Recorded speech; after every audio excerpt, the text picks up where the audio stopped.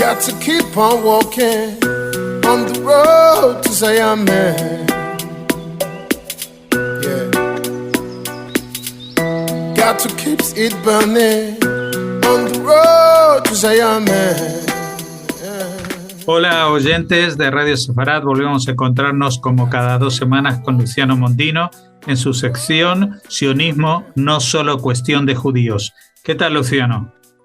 ¿Qué tal, Jorge? Buenas tardes. Bueno, llevamos mucho tiempo hablando prácticamente del mismo tema que tiene que ver con la guerra de Israel, a veces en una guerra centrada en una zona, a veces dispersa por varios frentes. Y ahora también en temas de que tiene que ver con el final de la guerra, nos vemos abocados también a la angustia, ¿no? Han pasado 500 días y todavía no sabemos cómo va a acabar esta guerra, ni cuándo. Sí. De hecho, bueno, 501 días, para ser más exacto, el día de hoy, con muchas cosas que han pasado desde el 7 de octubre, en lo interno hacia lo que es Israel, pero también en la región y en el mundo entero. Hay distintos elementos que siempre me gusta ir remarcando y haciendo a partir de ellos distintas matices. Hay una cuestión que la hemos tratado en otros programas hace 4, 5, 6 meses atrás, en el que señalábamos que Israel no presentaba, como todavía hoy sigue sin presentar de forma clara y contundente, un programa o una propuesta para el día después. Ok, llegó el 7 de octubre. El 7 de octubre Israel se vio envuelto en una guerra que fue estimulada e iniciada por la organización terrorista Hamás cuando ataca y provoca la masacre con las peores atrocidades dentro de Israel. Israel se vio envuelto en una guerra. En ese 7 de octubre Israel se plantea dos objetivos que en principio los veíamos como muy complejos de resolver casi en simultáneo. Otros lo señalaban como que eran excluyentes o que no podían convivir. Personalmente yo hacía quizás un acercamiento más a lo difícil por su naturaleza distinta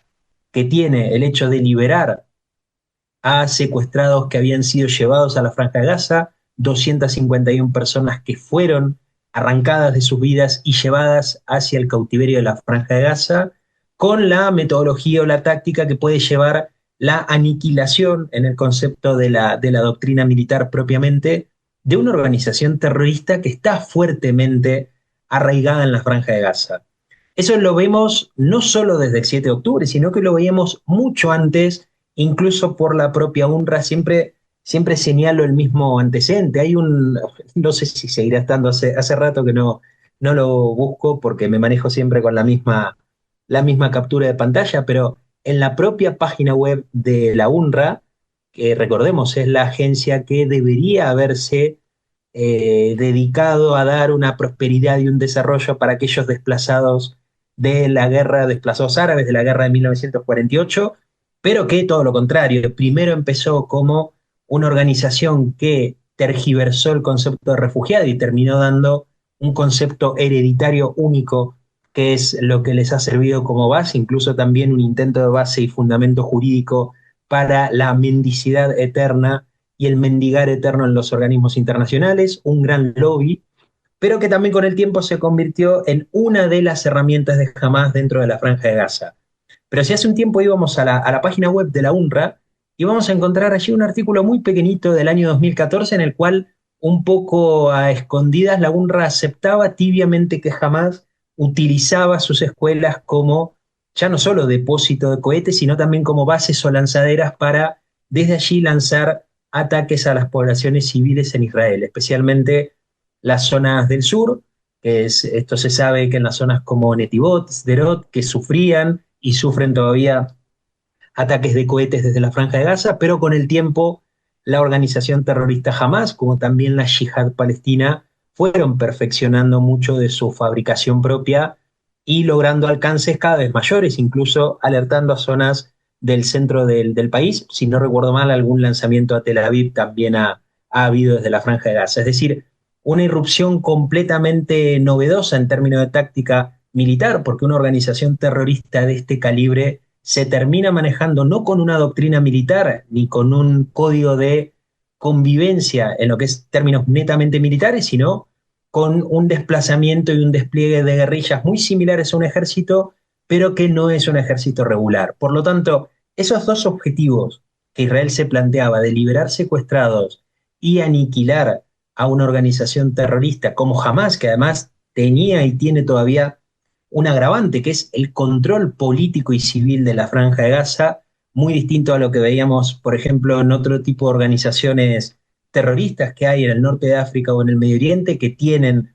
una productividad muy alta, incluso también en términos de rentabilidad económica, pero que no llegaban ni siquiera a tener una remota incidencia por lo menos directa y pública, en los gobiernos de aquellos países. En la Franja de Gaza ocurre todo lo contrario, un poco como lo que ocurría con Hezbollah en el Líbano hace muchos años atrás, en el cual había una organización paraestatal que empezaba muy de a poquito a avanzar hacia un control casi total del gobierno, en este caso del Líbano.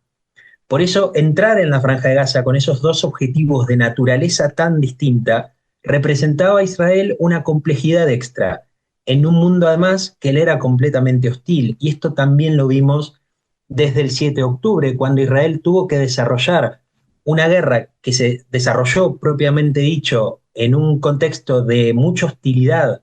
tanto de organismos internacionales como de gobiernos de países. En el primero podríamos mencionar desde Naciones Unidas, con sus desprendimientos en la propia UNRWA, la Agencia para los Refugiados Palestinos, o la Corte Internacional de Justicia, que ha emitido y dado lugar muchas veces a dictámenes que no tenían ningún tipo de fundamento, pero sí que servían para, de alguna forma, dar mucho más énfasis a todo lo que es ese armado político en contra de Israel y cualquier decisión que Israel tome. Lo mismo con las resoluciones de la Asamblea General. Eso también diagnosticaba y eran síntomas de un mundo que decidió ser hostil a Israel, solamente presionar a Israel y no presionar con la suficiente fuerza ni a Hamas, en este caso la Yihad Islámica Palestina, y mucho menos a Irán o Qatar, que son en definitiva las piezas fuertes que terminan dando vida y dando no solo financiamiento y estructura, sino también toda una operatividad en el Medio Oriente que, bueno, con el tiempo también hemos visto que en el caso de Irán puntualmente se ha visto fuertemente afectada por los pasos de las Fuerzas de Defensa de Israel en Gaza o en el Líbano contra Hezbollah, y también por circunstancias políticas y también un poco a consecuencia del desarrollo militar de la propia guerra que está aconteciendo ahora entre Israel y distintos grupos islamistas, que fue la caída del régimen de Bashar al-Assad en Siria y haber perdido para la República Islámica de Irán esa pieza que en otro programa lo hemos hablado y era fundamental para dar una continuidad territorial desde el Líbano con una salida hacia el Mediterráneo, pero que también conectaba con Siria e Irak, zonas del Líbano y las zonas de Irán que eran fundamentales para esa continuidad territorial, que es un elemento indispensable para la operatividad de estos grupos, que son milicias proiraníes o que son, como en el caso del Líbano o de la Franja de Gaza, elementos fundamentales en los gobiernos de estos territorios. Por lo tanto, el 7 de octubre la situación era esta. Israel se enfrentaba en una guerra que fue escalando posiciones, casi te diría día tras día, hora tras hora. Era y sigue siendo muy difícil hacer una suerte de diario de guerra, una suerte de seguir casi minuto a minuto de lo que sucede, porque hay no solo una multiplicidad y una vorágine de las noticias y de la información, sino que hay una contienda que es netamente desigual entre un Estado democrático, en el caso de Israel, y una organización terrorista como Hamas, que por su propia naturaleza es contraria a la normativa del derecho internacional. Por eso, cuando al principio había un poco de, creo que había, no sé si no fue Maya Gabriel, creo, de Cámara, que había dicho algo así como el fetiche de la proporcionalidad, y es tal cual. No se le podía exigir la proporcionalidad en el campo de batalla a un ejército regular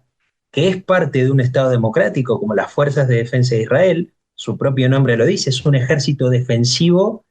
que obviamente está sujeto a una rendición de cuentas políticas y militares. a pesar de que todavía queden que saldar cuentas respecto a por qué sucedió el 7 de octubre, qué es lo que falló y qué es lo que necesita Israel para que otro 7 de octubre no vuelva a repetirse, al menos en el plano de la seguridad interna propiamente, las decisiones militares y políticas y por supuesto distintos factores que hacen a un microclima en el Medio Oriente que es muy complejo de entender porque cuando indagamos sobre eso vemos una constelación enorme de grupos que están intentando borrar del mapa Israel desde hace mucho tiempo y no voy a detallar esto porque creo que cada uno que lo escucha puede hacer una clara interpretación de quiénes me dirijo. Pero esas fuerzas de defensa de Israel estaban enfrentando y siguen enfrentando a una organización terrorista que desde su propio accionar es una organización que no va a seguir la norma internacional. Esto suena muy evidente, pero no suena tan evidente cuando vemos que en las propias Naciones Unidas o la Asamblea General o algún que otro intento también en el Consejo de Seguridad, veíamos como muchos países, no solo ya con decisión de peso en el plano de la política internacional, y ni hablar del poder de veto en el Consejo de Seguridad, sino también en una Asamblea General que a fin de cuentas es una radiografía de un mundo que tiene los mismos valores, o por lo menos mayoritariamente tiene valores mucho más parecidos a las propuestas que puede hacer China, Irán, Turquía o Hamás, que lo que tiene realmente para proponer Israel y el mundo libre. Esa Asamblea General ha emitido un sinfín de resoluciones a lo largo de la historia que van contra Israel, pero que también ha tenido posicionamientos muy claros de condena al Estado de Israel en el proceso de estos 501 días de guerra. Se presionó casi hasta la obsesión, solamente una parte, al Estado de Israel. Ahora, cuando se tenía que presionar, y presionar ya no solo desde el plano político-diplomático, porque a fin de cuentas sabemos que cuando algún país árabe tiene que hablar a Hamás, puede hablarle a Hamás directamente o puede hablar también a sus emisarios en Qatar o Egipto. Aquí ha habido muchos de el propio Israel muchas veces también ha tenido que hablarle a Hamás a través de estos, pero a partir del 7 de octubre la relación especialmente con Qatar, también ahí entra Turquía y Egipto cuando las fuerzas de defensa de Israel entran en Rafah y empiezan a avanzar sobre posiciones muy sensibles por la zona de frontera con el país gobernado hoy por al-Sisi, pero también por lo que significaba y significa todavía ese corredor de Filadelfia o Rafah que ha sido central para la operatividad y el sostenimiento de mucha de la operatividad justamente y de la salud de los batallones de Hamás dentro de la Franja de Gaza. En todo ese contexto inicial pasaron 501 días, es decir, es verdaderamente difícil hacer un resumen. Ayer también me pasaba algo similar, que quería escribir a una suerte de resumen o algo para intentar comprimir lo que habían sido estos 501 días. Y es que es imposible. Es imposible porque en 501 días a todos, en el plano personal, familiar, nos ha pasado de todo, pues realmente es mucho tiempo, es más de un año y medio que estamos con problemas, cosas nuevas, cosas buenas, cosas malas, pero a fin de cuentas nos van pasando muchas cosas. En Israel hay parte de su vida que se ha quedado detenida en el 7 de octubre. Casi que todos los días que vinieron después eran y siguen siendo el 7 de octubre, especialmente en un mundo que también ha ido cambiando. Hay además de todos estos factores de los vientos en contra que hablaba recién, hubo un cambio central el 20 de enero de este año, un cambio en la administración de los Estados Unidos que nos mostró de repente la salida de Joe Biden, la dupla Biden-Harris, que a mi juicio ha sido muy crítica en términos de seguridad internacional, ya no solo para Israel, sino que fue muy crítico y muy nocivo para muchos estándares de la seguridad internacional y que ha llevado al mundo a situaciones de peligrosidad bélica y nuclear, casi al extremo, y ha tensionado mucho estos elementos que son muy sensibles tanto en Europa como en el Medio Oriente y que ha tenido, te diría que una incidencia fundamental en darle oxígeno y una válvula de supervivencia a la República Islámica de Irán. Esto me parece que es también muy claro. Todos los fondos que la administración Biden-Harris liberaba para la República Islámica de Irán o aflojando sanciones o no intentando dar un golpe final al programa nuclear de la República Islámica de Irán, que se conoce que es un programa no de uso civil, sino de un uso militar, bélico, que va a ser utilizado contra Israel. También esto me acuerdo de una anécdota en otro programa. Había una persona que decía, bueno, no importa, Irán puede querer las armas nucleares, pero no las va a utilizar. El que utiliza o el que empieza una carrera armamentista nuclear es para hacerse con el control principalmente de disuasión, pero la doctrina, y esto lo especifica muy bien Rusia e India, la doctrina militar permite utilizarlas si la propia doctrina así lo adopta. Hay países que lo dejan muy en claro, no solo de disuasión, sino también de ataque y tomando la ofensiva en caso de una vulnerabilidad en la seguridad inmediata. Cualquiera con casi, no quiero decirlo, pero son dos dedos de frente, va a entender que si la República Islámica de Irán, con todo su armazón ideológico, tiene las armas de destrucción masiva, eso quiere decir que para el mundo entero es una noticia terrorífica. Israel esto lo entiende muy bien, como cuando con la caída de Al-Assad y el posicionamiento de los grupos que estaban dentro de todas estas facciones rebeldes, se intentaron hacer con las armas de destrucción masiva, porque eran también armas químicas. El ejército de Israel actuó rápido, la Fuerza Aérea actúa de forma inmediata y empieza a arrasar con todo lo que había sido el remanente del ejército sirio. Porque Israel, a diferencia de, no la totalidad, pero sí el 90% de los países occidentales, entiende verdaderamente y tiene diagnósticos correctos sobre el accionar de estos grupos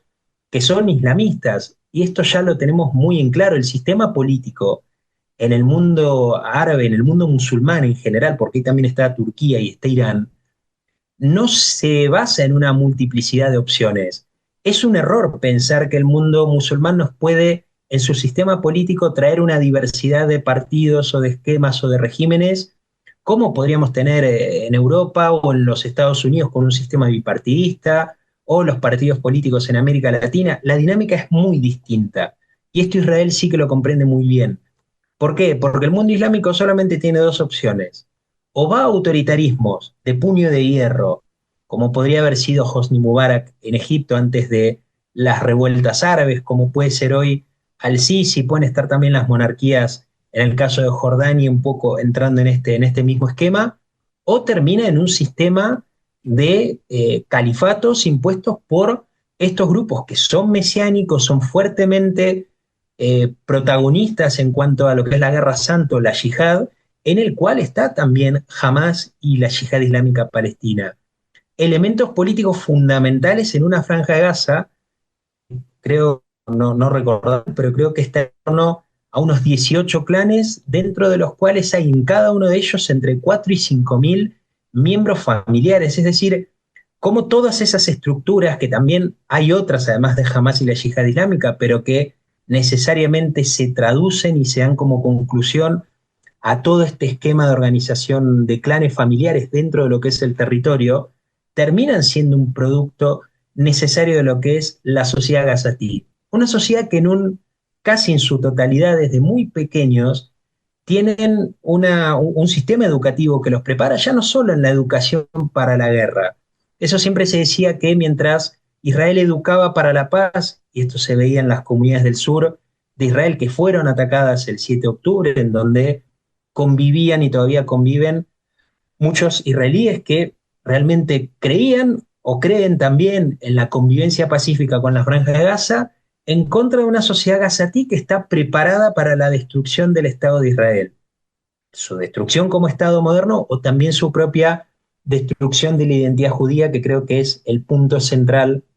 del conflicto palestino, especialmente desde la década del 70, cuando la causa palestina se vuelve necesariamente o se empieza a cimentar como una causa propiamente islamista, que es lo que tenemos hoy. Hoy la defensa jamás no es una defensa, un proyecto de autodeterminación de los palestinos. Es la defensa de una causa islamista, como es la misma que puede tener la yihad islámica palestina, que podía tener el Daesh y su mesianismo en la zona del Levante, o como puede tener Boko Haram en la zona africana, especialmente la conexión que tiene con grupos paramilitares y de organizaciones del crimen organizado que ha cometido masacres contra mujeres y niñas africanas, nigerianas, que se están volviendo realmente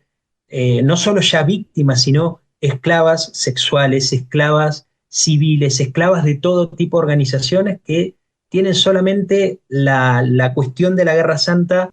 metida en la cabeza como algo que es casi, casi inamovible. Es una forma ya no solo de ver el mundo, es una forma que estructura todo el tipo de accionar. En todo ese esquema es ahí donde Israel se enfrentaba y se enfrenta todavía al qué hacer con esto. Por eso iba también y creo que el último programa no llegamos a tratar el tema, pero el estrambótico plan de Donald Trump de sacar a todos o a la mayoría de gazatíes de la Franja de Gaza y repartirlos entre Jordania y Egipto,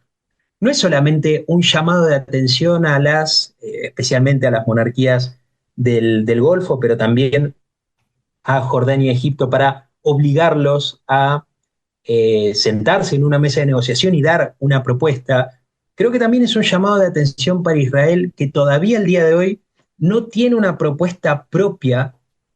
sobre qué hacer con la Franja de Gaza. Si jamás es eliminado de la Franja de Gaza, jamás es eliminado como forma de gobierno, que eso, insisto, aquí también tendremos que discutir ya no solo si una ideología se puede o no se puede aniquilar,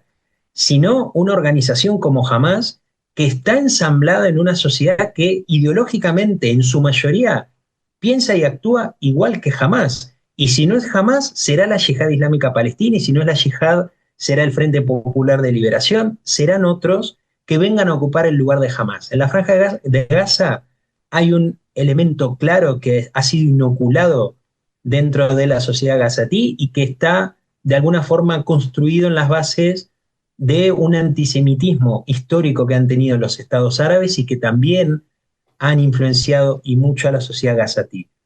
Pero el problema de Gaza, como el problema de la sociedad palestina en general, una sociedad que se ha vuelto fuertemente dependiente del negocio, que es lo que decía al principio, frente a la comunidad internacional y los organismos internacionales, la mendicidad permanente y una sociedad realmente muy parasitaria que no ha podido construir nada en su propio camino y en su propio destino, que empezó a convertirse a partir de 1979 en una causa islamista, en la cual la mayoría de la Franja de Gaza muchas veces también es víctima y rehén, por ser obviamente un escudo humano, en este caso de Hamás o de la Yihad, pero que también hay muchos elementos, como yo lo llamo, de escudos humanos voluntarios, o quizás no tan forzados a ser escudos humanos.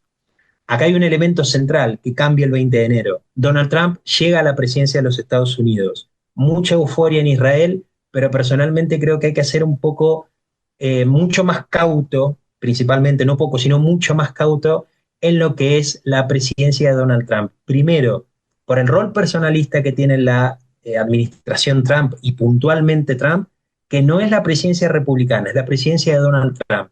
Esto lo hemos hablado en alguna ocasión también. Y segundo, por la relación que tiene, no solo que se ha construido durante el primer mandato de Donald Trump, creo que 2016 a 2020, sino que ha seguido durante la administración de Joe Biden canales privados entre el propio Donald Trump y su familia con Arabia Saudita y los países del Golfo. Aquí hay no solamente una cuestión económica, sino hay una cuestión puramente política que está enredando a Donald Trump y que creo que hay un status quo en todo el Medio Oriente que se irá cambiando a partir de esto. Israel no ha presentado hasta el momento una propuesta el día después de lo que vaya a ocurrir en la Franja de Gaza.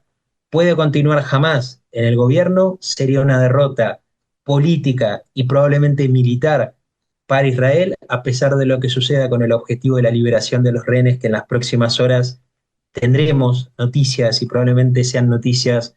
muy desagradables y muy aberrantes, especialmente cuando empiece la organización terrorista Hamás a devolver cuerpos, o bien de personas que asesinó el 7 de octubre y secuestró sus cuerpos, o bien de aquellos secuestrados que hayan muerto en cautiverio de la Franja de Gaza. Pero aquí también hay un elemento, Hamás va a intentar sobrevivir. Probablemente intente sobrevivir no como gobierno civil, sino como una especie de guerrilla u organización terrorista paraestatal. Si eso es lo que termina sucediendo en la Franja de Gaza, el desarrollo inmediato que ocurrirá en este territorio debe verse de forma similar a lo que ha ocurrido en el Líbano. ¿Hay diferencias? Hay bastantes, pero también hay un punto de similitud. Frente a lo que ocurrió en el Líbano con un Hezbollah como una semilla paraestatal que termina incidiendo en el gobierno libanés, y también frente a lo que ha ocurrido en Siria con la caída del régimen de Bashar al-Assad y distintos actores externos, Turquía e Irán, que empezaron a mover también sus propias fichas. Si Israel no presenta un plan concreto, que creo que aquí es a donde va más a apoyar lo que Trump diga más que presentar una iniciativa propia, empezamos a entender que hay un status quo, por lo menos regional, que se empieza a dibujar a partir del 7 de octubre y que puede no ser favorable al Estado de Israel.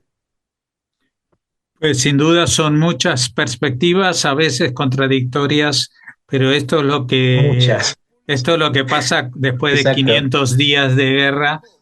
con cambios constantes en las perspectivas y en el desarrollo de la misma. Muchas gracias por habernos atendido, como siempre, Luciano Mondino, y hasta dentro de 2 semanas. Un saludo grande.